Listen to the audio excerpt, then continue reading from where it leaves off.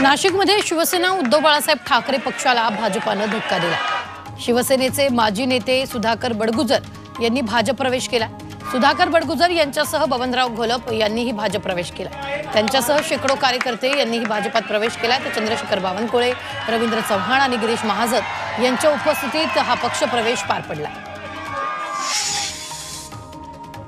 नाशिकमधील नेत्यांच्या भाजप प्रवेशावरून संजय राऊतांनी भाजपावर टीका केली आहे। काही दिवसांनी दाऊद इब्राहिमलाही भाजपात प्रवेश दिला जाईल असा टोला संजय राऊतांनी लगावला।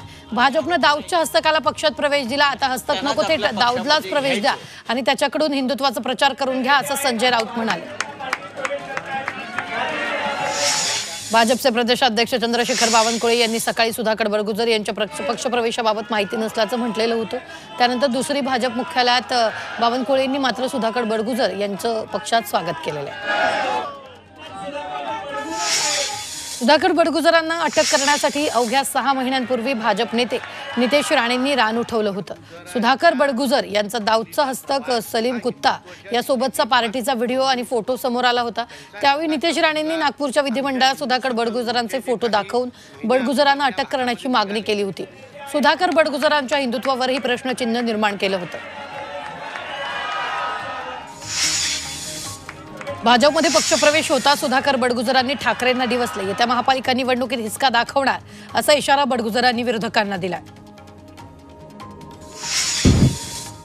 सांगलीतील काँग्रेसच्या बंडखोर नेत्या जयश्री पाटील या उद्या भाजपात प्रवेश करतील।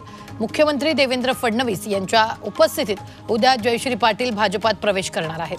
त्यांचा पक्षप्रवेश मुंबईतील भाजप मुख्यालयात पार पडेल। तर जयश्री पाटील या माजी मुख्यमंत्री वसंतदादा पाटील यांच्या नातसून आहेत। तेजस्वी घोसाळकरांवर शिंदेची शिवसेना आणि भाजपचा दबाव असल्याचा आरोप विनोद घोसाळकर यांनी केलेला आहे। तर पक्षप्रवेशासाठी आता काही दलाल निर्माण झाले असल्याचा आरोपही तेजस्वी यांचे सासरे विनोद घोसाळकरांनी केला। तेजस्वी घोसाळकर या पक्षांतर करणार असल्याच्या चर्चा गेल्या काही दिवसांपासून सुरू आहे। त्या पार्श्वभूमीवर घोसाळकर यांनी उद्धव ठाकरे यांची भेट घेतली आहे। शरद पवारांनी राष्ट्रवादीच्या एकत्रीकरणाच्या चर्चांना रेड सिग्नल दिलाय। शरद पवारांनी पिंपरी चिंचवडमध्ये आपल्या कार्यकर्त्यांना मार्गदर्शन करताना काँग्रेसचे विचार नसलेल्या पक्षाशी युती शक्य नाही असं सांगून टाकलंय।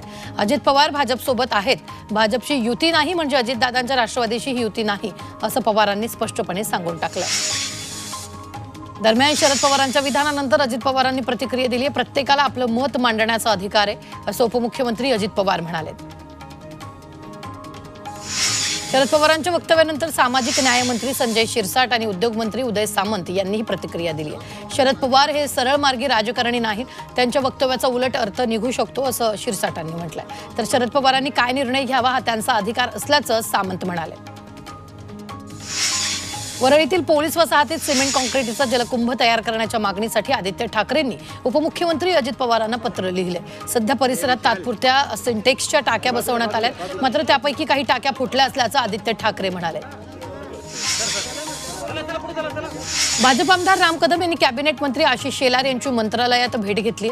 घाटकोपर पश्चिम मतदारसंघातील समस्यांसह विविध विषयांसंदर्भात त्यांनी आशिष शेलारांसोबत चर्चा केली आहे। शिवसेना उद्धव बाळासाहेब ठाकरे पक्ष आणि मनसे उद्या मुंबईत एकत्रित आंदोलन करणार आहेत। इंडिगो अंतर्गत कार्यान्वित असणारी अझाईल कंपनीच्या व्यवस्थापन समितीने केलेला पगारवाढीचा करार कामगारांना मान्य नसल्यानं सदर करार रद्द करण्याची मागणी करण्यात येणार आहे। प्रादेशिक कामगार आयुक्तांच्या कार्यालयाबाहेर निदर्शनं करण्यात येणार आहेत। शिवसेना उद्धव बाळासाहेब ठाकरे पक्षाचे खासदार अरविंद सावंत, मनसे नेते संतोष धुरी आपल्या पदाधिकाऱ्यांसह आंदोलनात सहभागी होतील। दोन्ही ठाकरे बंधू एकत्र येण्याची चर्चा सुरू असताना मुंबईत एकत्रित निदर्शनं केली जाणार आहेत। राज्यातील स्वस्त धान्य दुकानदारांचं वेतन थकीत आहे, याबाबत मंत्रालयात महसूल मंत्री चंद्रशेखर बावनकुळे यांनी बैठक घेतली आहे। यावेळी राशन दुकानदारांच्या प्रलंबित मागण्यांबाबत केंद्राकडे प्रस्ताव पाठवणार असल्याचं त्यांनी सांगितलंय। बैठकीला अन्न आणि नागरी पुरवठा मंत्री छगन भुजबळ यांची उपस्थिती होती। वसईमधील 19 वर्षाच्या रेवती निळे या तरुणीच्या आत्महत्या प्रकरणी सामाजिक कार्यकर्त्या अंजली दमानिया यांनी वसई पोलीस ठाण्यात येऊन पोलिसांना जाब विचारला। दोषींविरोधात गुन्हा दाखल होऊनही कारवाई का केली नाही असा सवाल दमानिया यांनी उपस्थित केला। तर मांत्रिकाच्या त्रासाला कंटाळून तरुणीने आत्महत्या केल्याचा आरोप तिच्या कुटुंबियांनी केला।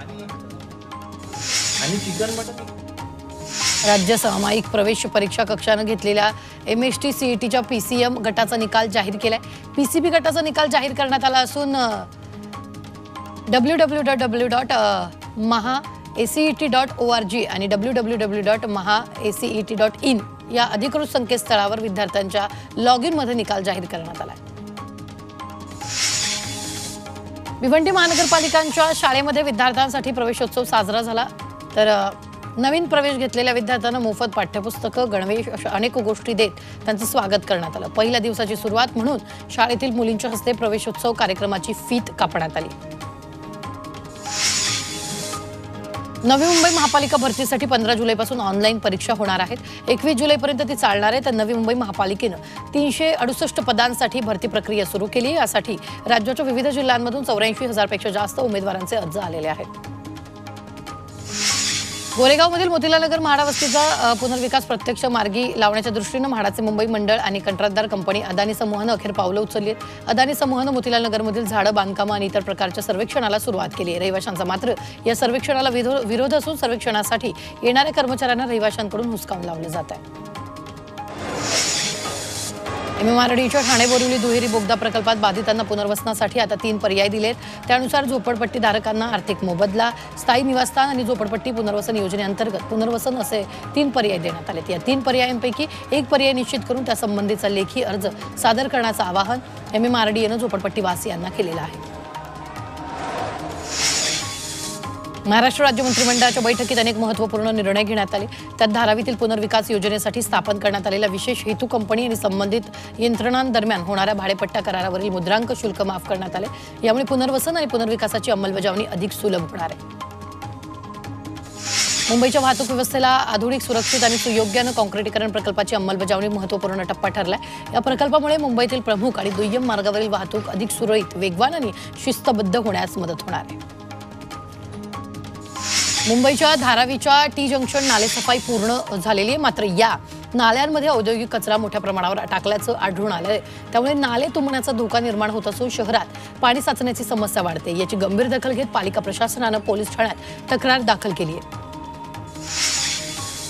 बदलापूरमध्ये रस्त्याच्या कामात अडथळा निर्माण करणारा विद्युत ट्रान्सफॉर्मर अखेर स्थलांतरित होणार आहे। बेलवली भुयारी मार्गाकडे जाणाऱ्या रस्त्यात हा ट्रान्सफॉर्मर होता। ट्रान्सफॉर्मर 2 ते 3 दिवसात स्थलांतरित करण्याची परवानगी नगरपालिकेला देण्यात आली आहे। त्यामुळे अंबरनाथ बदलापूर रस्त्यावरील वाहतूक कोंडी कमी होणार आहे। मुंबई शहर, उपनगर आणि आसपासच्या जिल्ह्यात सोमवारी मुसळधार पाऊस पडल्यामुळे मुंबईला पाणी पुरवठा करणाऱ्या धरणसाठ्यात थोडी वाढ झाली आहे। धरणांमध्ये सोमवारी 8.7% असलेला पाणीसाठा आज 78% झालाय।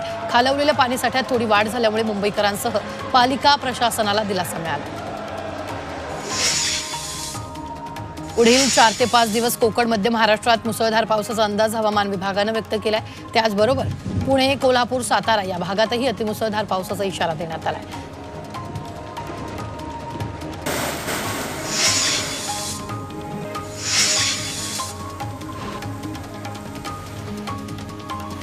त्याचबरोबर अकोला, बुलढाणा, अमरावती, चंद्रपूर, गडचिरोली, वर्धा, नागपूर, वाशिम आणि यवतमाळमध्ये गडगडाटासह पावसाचा अंदाज हवामान विभागानं व्यक्त केला। मे महिन्यातील विक्रमी पावसानंतर जूनचा पहिला पंधरवडा मुंबईसाठी तुलनेत कोरडाच गेलाय। सध्या जूनमध्ये पावसाची तूट नोंदवली जात असून दुसऱ्या पंधरवड्यात पावसाचा जोर वाढून ही तूट भरून निघून मासिक सरासरीपेक्षा अधिक पाऊस पडण्याची शक्यता खासगी हवामान अभ्यासकांनी वर्तवलेली आहे।